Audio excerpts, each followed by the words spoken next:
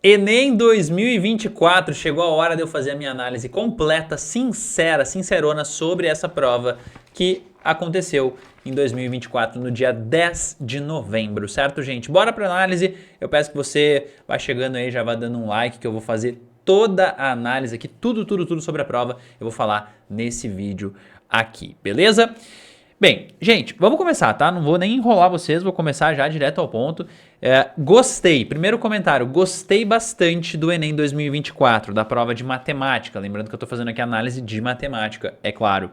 Galera, uma prova que cobrou vários assuntos, ela conseguiu passar pelos diversos assuntos que a gente estuda durante o ano, então acho que isso é maravilhoso, né? Tem anos que a prova prefere muitos assuntos e daí acaba deixando de cobrar outros. Eu não gosto disso. Eu preparo os meus alunos no domínio da matemática, no Premium, para que eles realmente tenham um domínio do conteúdo como um todo, do conteúdo geral que cai no Enem, né? E aqui a gente teve então uma boa cobrança dos conteúdos que caem na prova. Depois eu vou falar quais conteúdos mais caíram, né, pra gente ter uma noção. Mas gostei, né? Caiu questão aí de tudo que é coisa nessa prova de matemática do Enem 2024, tá? Então, já vou começar, pessoal, falando sobre a qualidade das questões do Enem 2024. Para mim, gente, a qualidade das questões foi excelente, foi ótima. Anos anteriores, nós tínhamos questões com interpretações um pouco duvidosas, né? Questões que foram anuladas, questões que você lia ela e uma pessoa podia entender um jeito, outra pessoa podia entender de outro, e daí tinha resposta para os dois jeitos, né? Isso são coisas comuns de acontecer, infelizmente, no Enem, mas esse ano não aconteceu, gente. Esse ano a prova estava realmente muito bem formulada, né? Questões muito claras, pedindo. O que elas pediam era muito claro de entender, e aí você resolvia a questão.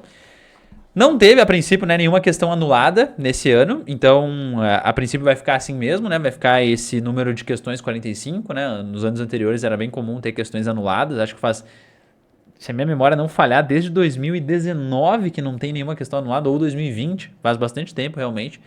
E, pessoal, uma coisa que muita gente me perguntou é sobre o nível de dificuldade dessa prova. O que eu achei do nível de dificuldade? Pessoal, primeiro, eu não achei que tinha nenhuma questão absurdamente difícil, tá? Como a gente pode ter aí exemplos em 2022 que tinham questões bem difíceis, 2019 que tinham questões muito difíceis. Eu achei que, num geral, ela foi um pouquinho mais difícil que 2023, que foi uma prova bem fácil, tá? Vamos relembrar que a TRI máxima de 2023 foi 950, mais ou menos, né? E, ao mesmo tempo, eu achei ela um pouco mais fácil do que a prova de 2022, que teve um parâmetro, uma nota máxima de TRI lá por em torno de 980, né? Então, se fosse para fazer uma suposição aqui, claro que isso é uma suposição e não tem como a gente cravar esse tipo de coisa antes da análise dos dados que o Enem libera, eu acho que a TRI máxima dessa prova vai estar entre 950 e 980, alguma coisa nesse meio termo aí. Beleza, pessoal? Agora eu quero convidar vocês aqui para olhar para minha tela, porque eu vou mostrar alguns gráficos, algumas imagens, questões que foram mais fáceis, questões que foram mais difíceis, para você também ter uma noção do que eu achei dessa prova. Muito bem, pessoal, aqui está então primeiro o gráfico, né, de quais conteúdos que apareceram na prova.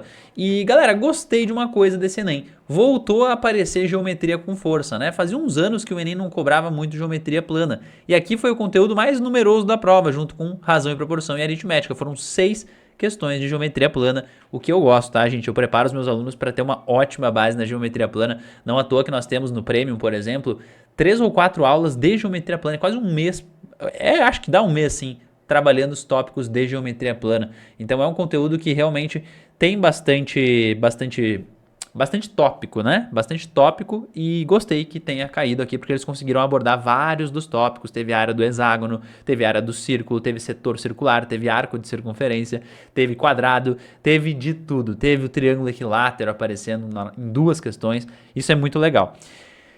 Aritmética, pessoal, é sempre o conteúdo que eu digo que é o que mais cai no Enem, né? E não à toa, né? Não é à toa que ele aparece aqui também como um dos conteúdos que mais caíram na prova, assim como razão e proporção e porcentagem. Pessoal, essa lista de conteúdos que mais cai aqui, gente, isso daqui é muito previsível, tá? A gente, todo ano é uma distribuição mais ou menos parecida com isso que nós estamos enxergando aqui, tá? Esse ano, especialmente, nós tivemos questões de função exponencial, de log, né? Função de segundo grau, função trigonométrica, as funções aparecendo aí na prova, né? Mas como questões um pouco mais complicadas, um pouco mais difíceis, né? 2 de combinatória, 2 de probabilidade. Bacana, né, gente? Caiu pouca estatística. Normalmente estatística cai mais do que 3 questões. Esse ano foi apenas 3 questões. Teve uma questão de média, outra de mediana, né?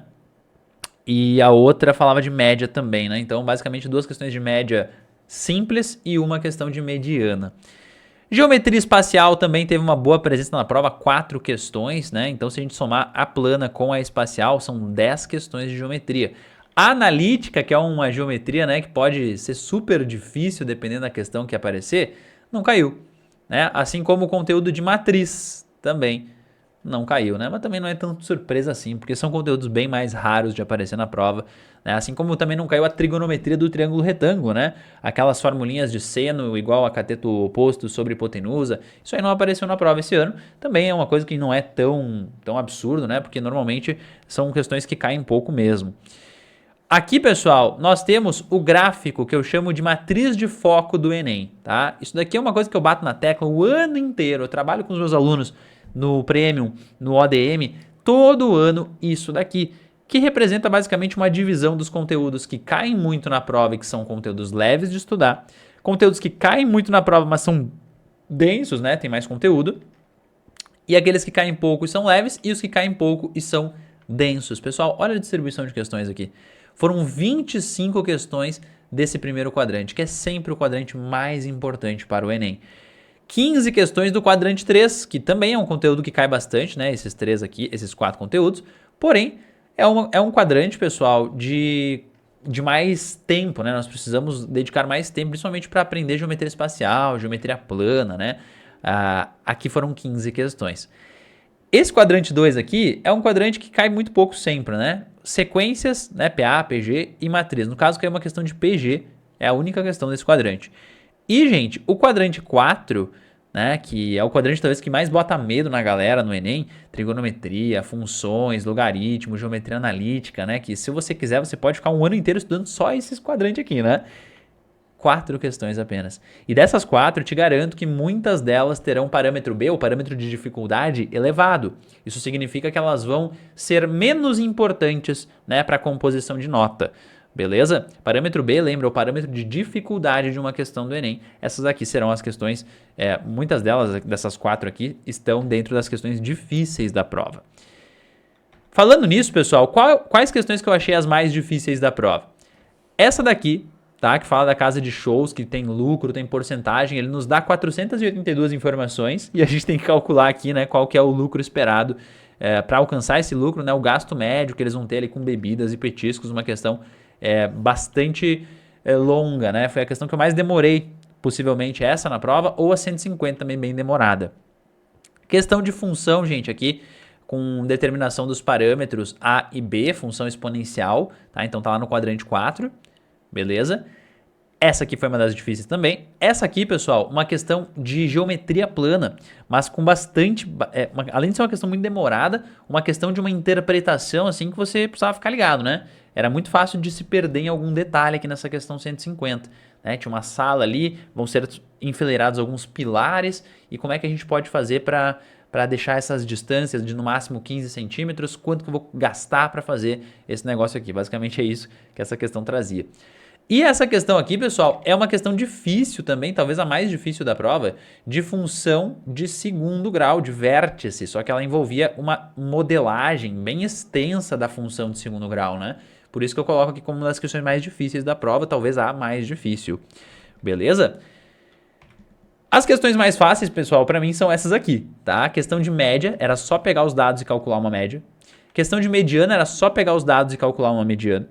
Questão aqui de calcular preço de uma compra numa loja 1 e numa loja 2. Ele diz quantos itens ele compra de cada tipo, quanto que custa cada um e pede qual que é a loja mais barata, né? Muito fácil. Questão para transformar 135,25% em decimal. Gente, talvez essa a questão mais fácil da prova, né? É simplesmente dividir por 100. É muito fácil. Questão de gráfico também, que era só olhar ali os lugares que ele falava para olhar e ordenar em ordem decrescente. E uma questão de geometria que era muito fácil. Dizia assim, ó, o Maracanã tinha tais dimensões, agora ele tem tais dimensões. qual que foi a diferença de área, né? Era só fazer a área de 2 retângulos e subtrair, muito fácil. Então essas questões aqui realmente as mais fáceis da prova. Pessoal, o que eu quero chamar a atenção de vocês aqui é que o Enem ele é composto de padrões, né? Questões que se repetem ano após ano, apenas mudando o conceito, né? O contexto, quer dizer, o contexto, mas mantendo o conceito, mantendo a lógica de resolução por trás. E galera, teve muito padrão. Eu trouxe só alguns aqui para vocês, mas olha só já de enxergar a questão você já consegue perceber que é muito parecida. Essa daqui de dizer quais números eram iguais, que é exatamente igual à questão de 2019 PPL. Essa outra aqui, ó, pessoal, uma questão de PG, que dizia que o número de carinhas aqui na mensagem ia dobrando sempre, né? Mesma lógica dessa questão de uns quadradinhos que iam tendo a sua área reduzida à metade, né? O que vai acontecer com o centésimo quadrado? O que vai acontecer com a 20ª mensagem? Mesma lógica. Quem fazia essa sem dúvida alguma, certo? Pessoal, questões aqui também de escala diária, né? Idêntica a questões anteriores do Enem de escala diária, até o enunciado é bem parecido, né? Essa daqui também, olha só, cuida das alternativas, pessoal. Olha se não é uma questão Ctrl+C e Ctrl+V.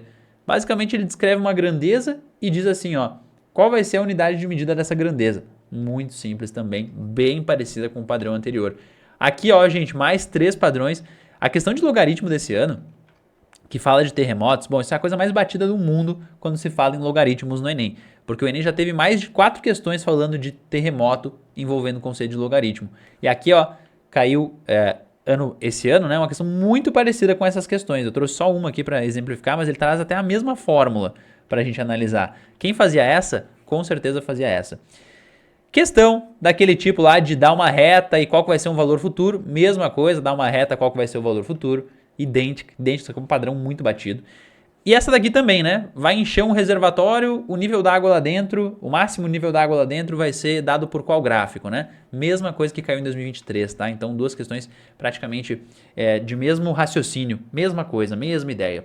Certo, pessoal? Então, o que eu quero trazer aqui para vocês? Primeiro, tranquilizem os corações de vocês, tá? Essa prova realmente estava um pouco mais difícil do que a do ano passado. E uma coisa extremamente importante que eu quero lembrar a vocês é que se você está de olho, né, assistindo esse vídeo, mas de olho no Enem 2025, lembre-se que dos dias 25 de novembro até 29 de novembro vai rolar a Black Week do ODM Premium, que é o meu curso de matemática com aulas ao vivo toda semana, que começa lá em fevereiro e vai até o Enem. Gente, esse é o meu curso de preparação mais completo de todos. É aquele que eu pego na sua mão e te deixo na porta do seu local de prova, tá? Com tudo que você precisa, questões, com aulas ao vivo, aulas gravadas, resoluções de todas as questões. Faz assim, ó.